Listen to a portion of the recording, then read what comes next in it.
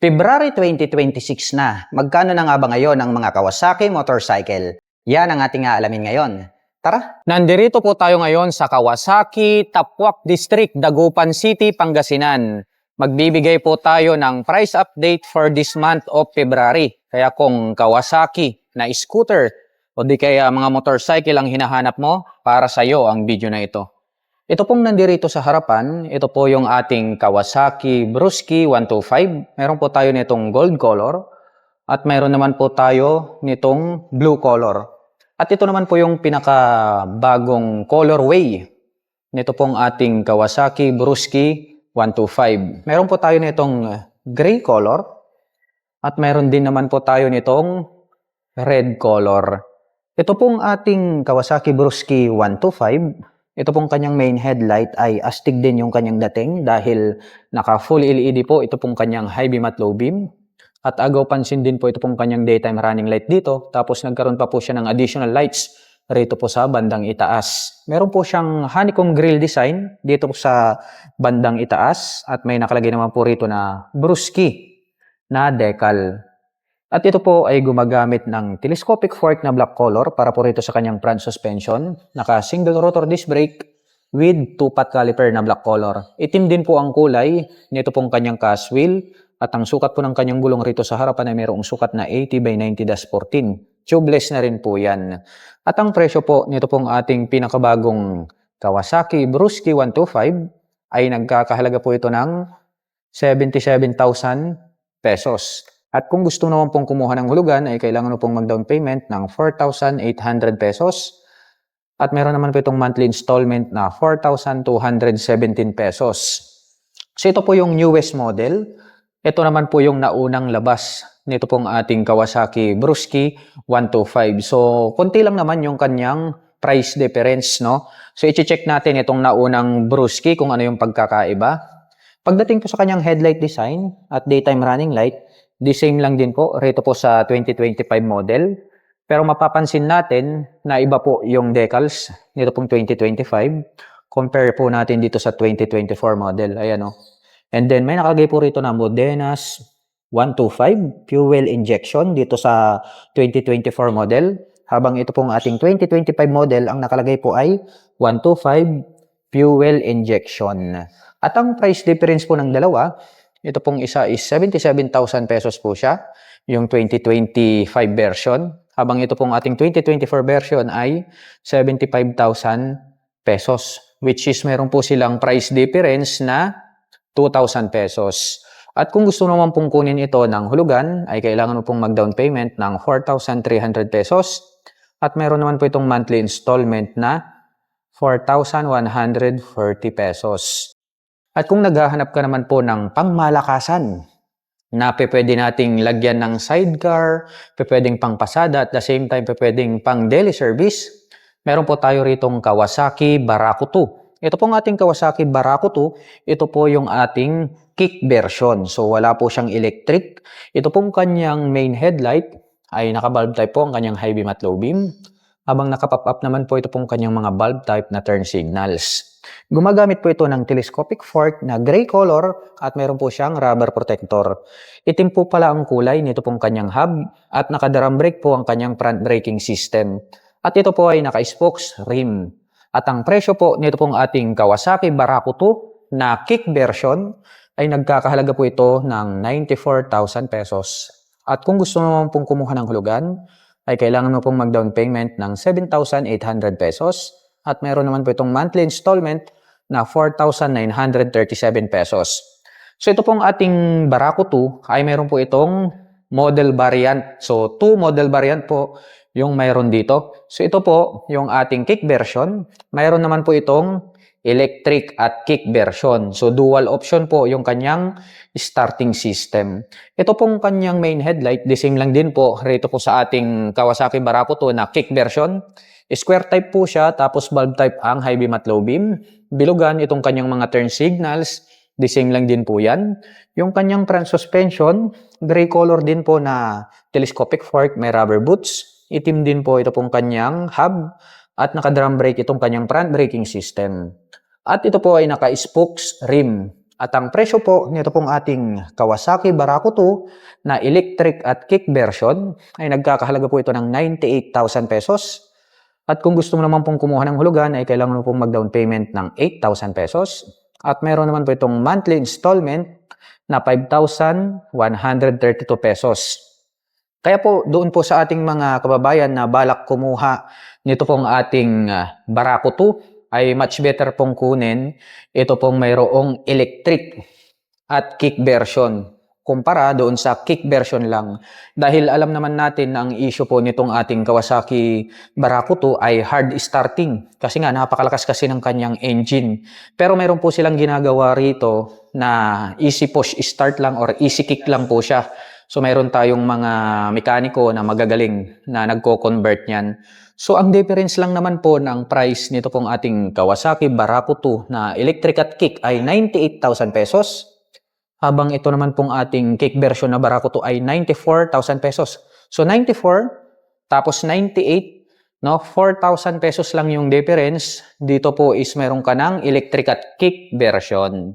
At kung gusto mo naman po ng malakas na engine pero mas matipid na kumpara natin dito sa Barako 2 natin, the same lang din na 175cc. Ito naman po yung ating Kawasaki Barako 3. Ayan o. Ito pong Barako 3, FI na po kasi ito. Habang ito naman pong ating mga Kawasaki Barako 2 ay carb type po iyan. Ito pong ating Kawasaki Barako 3, mapapansin natin ito pong kanyang decal rito sa gilid ay combination ng blue tsaka gray. At yung design po ng kanyang headlight, wala pong pagkakaiba rito po sa Barako 2. Square type po yan at naka-bulb type po yung kanyang high beam at low beam. Habang naka-pop up naman po ito pong kanyang mga bilugan na turn signals, parehas lang din po yan sa Barako 2. At ito pong kanyang front suspension ay gray color po ito. At meron po siyang rubber protector dito. Itim po yung kanyang hub at naka-drum brake yung kanyang front braking system. At ito po ay naka-spokes rim. At ang presyo po nito pong ating Kawasaki Barako 3 na FI, mayroon na po itong kick at electric ha. So dual option po yung kanyang starting option. Ito po ay nagkakahalaga ng 103,500 pesos. At kung gusto naman pong kumuha ng hulugan, ay kailangan mo pong mag-down payment ng 7,800 pesos. At mayroon naman po itong monthly installment na 5,399 pesos.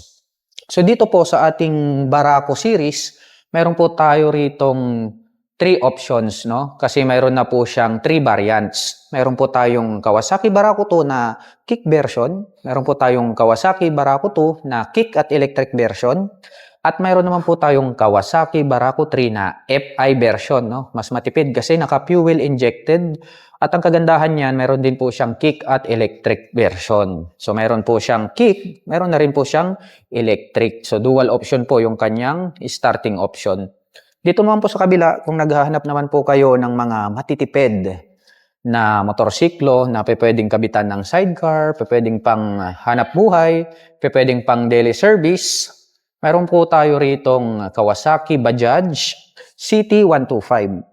So, meron po tayong available na 2 color para po sa ating CT125. Meron po tayo ritong black at meron tayong red color. Ito pong kanyang main headlight ay curve po yung pagkakadesenyo nito. Hindi po kagaya ng Barako no, na square type. Naka-bulb type po yung kanyang high beam at low beam. Habang naka-pop up naman po ito pong kanyang mga bulb type na turn signals. At mayroon naman po siya ritong maliit na visor na smoke type.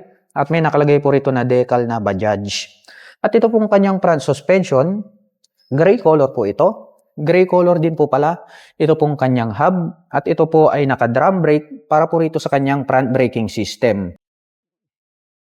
At ito po ay naka-spokes rim set. At ang presyo po nito pong ating Kawasaki Bajaj CT125 ay nagkakahalaga po ito ng 59,700 pesos.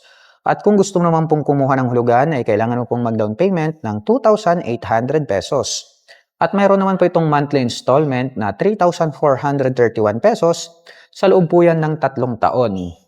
Kung halimbawa naman po, gusto mo ng mas malakas, pero ganito yung design, dahil nga pang mid category at lalagyan mo ng sidecar, ito po kasi is 125, no? Pwede po siya na kabitan ng sidecar, pero ito po is mostly para po sa ating mga kababayan na gustong magtipid sa pagkonsumo ng gasolina, pero pwede mo na siyang panghanap buhay.